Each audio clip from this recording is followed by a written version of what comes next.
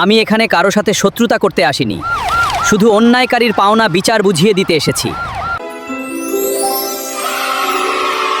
বাবা, এইটুকুই আমাদের খাবার আছে, এটা খেয়ে স্কুলে যাও। আরেকটু সামনে গেলেই মাঠে পৌঁছে যাব, তারপর তুই স্কুলে চলে যাবি, ঠিক আছে? জি আব্বা, আগে আপনাকে কাজে একটু সাহায্য করি, তারপর স্কুলে যাব। বাবা, এখন তোমার স্কুলে যাওয়া উচিত, পড়াশোনাই তোমার আসল কাজ। হ্যাঁ বাবা, আমি মন দিয়ে পড়াশোনা করব, একদিন আমি তোমাকে গর্বিত করব। আজকেও কোনোভাবে দেরি করা যাবে না, আমাকে ভালো করে পড়তে হবে, একদিন আমি বড় মানুষ হবই, একদিন এই স্কুল থেকেই আমি আমার স্বপ্নের লক্ষ্যে এগিয়ে যাব। সবাই একটু পাশে সরো, আমার বসার জায়গাটা যেন একদম ঝকঝকে পরিষ্কার থাকে। তোমাদের মতো নোংরা পরিবেশ আমার একদম পছন্দ নয়।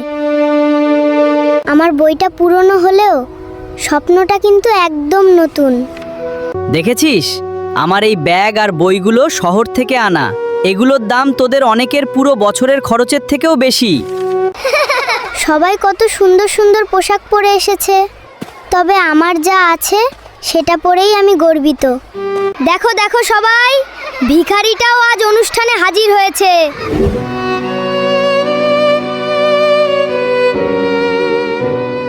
স্যার, ওকে আমাদের লাইনে রাখবেন না, ওর শরীর থেকে মাটির গন্ধ আসছে।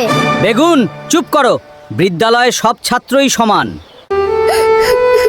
আমি কি শুধু গরিব ঘরের ছেলে বলেই সবার কাছে এত ছোট? এটা বাড়ি নিয়ে আম্মার সাথে ভাগ করে খাবো, উনি দেখলে খুব খুশি হবেন। কি লুকাচ্ছিস ওখানে? দেখে তো মনে হচ্ছে তুই একটা মিষ্টি পেয়েছিস।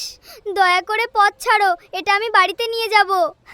না না, এটা ছিনিয়ে নিও না, আমি এটা আমার মায়ের জন্য নিয়ে যাচ্ছি।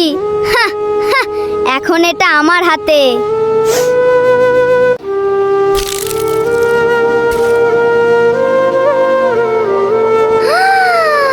এই দামি মিষ্টি তোর মতো গরিবের জন্য নয়। আম্মা, আমি আর কাঁদবো না, একদিন আমার কঠোর পরিশ্রমই সবার সব অপমানের জবাব হবে। কি হয়েছে আমার বাচ্চা? আজ তুমি এত চুপ কেন? স্কুলে কি কোনো সমস্যা হয়েছিল? আম্মা, আমি তোমাকে গুরুত্বপূর্ণ কিছু বলতে চাই। আমি আজ একটা প্রতিজ্ঞা করলাম, মন দিয়ে পড়াশোনা করে একদিন অনেক বড় অফিসার হবই হব। আমি হাল ছাড়ব না, আমার এই কঠিন পরিশ্রমই একদিন ভাগ্য বদলে দেবে। কত বছর কেটে গেল, কিন্তু আমার লক্ষ্য একটুও নড়েনি। এবার দেশের সবচেয়ে বড় সরকারি চাকরির পরীক্ষায় দিব।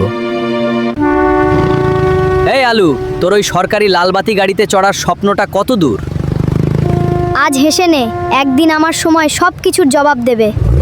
শুনেছিস, এই আলু নাকি দেশের সবচেয়ে কঠিন সরকারি চাকরির পরীক্ষা দিচ্ছে। স্বপ্ন যখন বড় তখন চেষ্টাও বড় হতে হয়, বাকিটা আল্লাহর ইচ্ছে। আমরা গরিব হতে পারি বাবা, কিন্তু তোর স্বপ্ন যেন কখনো ছোট না হয়। তোমরা চিন্তা করো না আব্বা, আমি আমার সবটুকু দিয়ে চেষ্টা করব, তোমাদের কষ্ট বৃথা যাবে না। তোকে বিক্রি করা ছাড়া আমার আর কোনো উপায় ছিল না রে। শুধু আমার ছেলের স্বপ্নটা যেন সত্যি হয়। নিজের ওপর ভরসা রাখ বাবা, একদম শান্ত মাথায় পরীক্ষা দিবি। ইনশাআল্লাহ আব্বা, আমি আমার সেরাটা দিয়ে আসব। এই একটা দিনের জন্যই তো আমি জীবনের এতগুলো বছর অপেক্ষা করেছি। হে আল্লাহ, স্বপ্ন যেন আজ পূরণ হয়। বিসমিল্লাহ। হে আল্লাহ, আমাকে স্মৃতিশক্তি বাড়িয়ে দাও, আমার এবং বাবা মার স্বপ্ন যেন পূরণ করতে পারি। পরীক্ষা তো ভালোই হলো, নিজের সেরাটা দিয়েছি, এখন সব আল্লাহর ওপর ভরসা। ফলাফল দিতে তো কিছুদিন সময় লাগবে বাবা, ততদিন মন খারাপ না করে নিজের কাজে মন দে। জি আব্বা, আমি ধৈর্য ধরে অপেক্ষা করব। কি রে বড় অফিসার, এখনো তো কোনো খবর নেই, এত পড়ে লাভটা কি হলো? সততার পরিশ্রম বিফলে যায় না, সময় আসুক উত্তর তুমি এমনিতেই পেয়ে যাবে। হ্যালো আলু, অভিনন্দন তোমাকে, তুমি পরীক্ষায় প্রথম স্থান অধিকার করেছো। হ্যাঁ, আলহামদুলিল্লাহ স্যার, এটা কি সত্যি? বাবা মা, আজ আমাদের সব কষ্ট আর চোখের জল সার্থক হলো। আলু বাবা, আজ তুমি আমাদের পুরো গ্রামের মুখ উজ্জ্বল করেছো। আপনাদের আন্তরিক দোয়া আর আমার বাবা মায়ের সীমাহীন ত্যাগ ছাড়া আমি এখানে পৌঁছাতে পারতাম না। অসম্ভব! এই আলু কিভাবে পরীক্ষায় প্রথম হতে পারে? আমি নিশ্চিত করব যে আমার প্রতিটি পদক্ষেপ যেন সাধারণ মানুষের অধিকার রক্ষা করে। আমাদের ছেলে ম্যাজিস্ট্রেট হয়ে ফিরেছে। আজ আমাদের সীমা নেই। এই গ্রামের ধুলো আমাকে স্বপ্ন দেখতে শিখিয়েছে। স্বাগতম ম্যাজিস্ট্রেট আলু, তুমি আমাদের বিদ্যালয়ের গৌরব। স্যার, আজ আমি যেখানেই থাকি না কেন, আমার সব কিছুর শুরু কিন্তু আপনাদের হাত ধরেই হয়েছিল। প্রিয় শিক্ষার্থীরা, এই স্কুলের বারান্দা থেকেই আমার স্বপ্ন দেখার শুরু। অদম্য পরিশ্রমী হলো আসল চাবিকাঠি। কারো কথায় হাল ছেড়ে দিও না।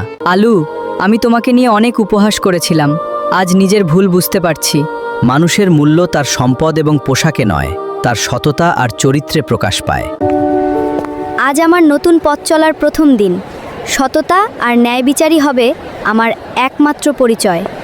স্যার, এটা একটা জরুরি জমি দখলের মামলা। তদন্তের ভার আপনার ওপর দেয়া হয়েছে। আইনের চোখে সবাই সমান। আমি সত্যের ভিত্তিতেই সঠিক তদন্ত করব। স্যার, কাগজপত্র অনুযায়ী অভিযোগটি পুরোপুরি সত্যি। গরিব মানুষের এবং সরকারি জমি অবৈধভাবে নিজের নামে লিখে নেওয়া হয়েছে। সমস্ত প্রমাণ ভালোভাবে নথিবদ্ধ করুন। আইন অনুযায়ী কঠোর পদক্ষেপ নেওয়া হবে। আজ কেবল সত্যের জয় হবে। আইন অমান্যকারী কাউকেই ছাড় দেওয়া হবে না। স্যার, আমি আইনের প্রতি শ্রদ্ধাশীল। আপনাকে সব তথ্য দিয়ে সাহায্য করব। সমস্ত প্রমাণ পর্যালোচনা করার পর এটি নিষ্কর্ষে আসা গেছে যে সমস্ত দখলকৃত জমি তাদের প্রকৃত দরিদ্র মালিকদের কাছে আজই হস্তান্তর করা হবে। আমি এই আদালতের রায় মনে প্রাণে মেনে নিচ্ছি। আলু, আমার ভুল হয়ে গেছে। প্লিজ এই গরিবদের জমিগুলো ফিরিয়ে দিও না। তাহলে আমার বাবার কষ্ট করে গড়া সব কিছু ধ্বংস হয়ে যাবে। দয়া করুন। আমি তোমার কষ্ট বুঝতে পারছি বেগুন, কিন্তু গরিবের সম্পত্তি ফিরিয়ে দেওয়াই হলো আসল বিচার। আমি ম্যাজিস্ট্রেট হিসেবে আমার দায়িত্ব থেকে তো সরে যেতে পারি না, তাই তোমার জন্য আমি কিছু করতে পারলাম না। আমি বুঝতে পারছি আলু, এটা আমাদেরই অন্যায়ের ফল। স্যার, আজ আমরা আমাদের নিজেদের জমি ফিরে পেলাম। আল্লাহ আপনাকে উত্তম প্রতিদান দিন। এই জমি আপনাদেরই অধিকার ছিল। আইন শুধু আপনাদের ন্যায্য অধিকার ফিরিয়ে দিয়েছে। আলু,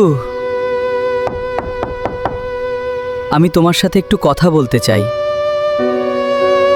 ছোটবেলায় আমি তোমার সঙ্গে খুব অন্যায় করেছি। তোমাকে অনেক অপমান করেছি, কাঁদিয়েছি, তোমার খাবার কেড়ে নিয়েছি। আজ বুঝতে পারছি অহংকার মানুষকে কতটা অন্ধ করে দেয়। আমাকে ক্ষমা করে দিও। বসো বেগুন, আগে শান্ত হও, তারপর কথা বলি। আমি ভেবেছিলাম আজ হয়তো তুমি আমার ওপর প্রতিশোধ নেবে। আমি যদি প্রতিশোধ নিতাম তাহলে আমি আর তোমার মধ্যে পার্থক্য কোথায় থাকতো? আমি সত্যিই অনেক লজ্জিত আলু। বেগুন, আমি তোমার বিচার করিনি, আমি শুধু আইনের বিচার করেছি। মানুষ হিসেবে আমি তোমাকে একটুও ঘৃণা করি না। আমি চাই তুমি নিজের ভুল বুঝে নতুন জীবন শুরু করো। আমাকে ক্ষমা করে দাও বন্ধু। আমি আমার ভুলের জন্য সারা জীবন অনুতপ্ত থাকব। ওঠো বেগুন, সত্যিকারের অনুশোচনা মানুষকে নতুন জীবন দেয়। আজ থেকে সব কিছু আমরা নতুন করে শুরু করি। আমি গরিব ছিলাম ঠিকই, কিন্তু আমার স্বপ্ন কখনো গরিব ছিল না। মানুষকে তার দারিদ্র্য দিয়ে নয়, তার চরিত্র দিয়ে বিচার করবে। আজ আমার চোখের জল কোনো অনুশোচনার নয়, এটা আমার নতুন জীবনের প্রতিজ্ঞা। আমি সারা জীবন সত্য আর ন্যায়ের পথেই চলব। গল্পটি ভালো লাগলে একটি লাইক দিন, আপনার মতামত কমেন্টে লিখুন, আর এমন আরও সুন্দর সুন্দর গল্প দেখতে এখনই চ্যানেলটি সাবস্ক্রাইব করুন। ধন্যবাদ, আবার দেখা হবে।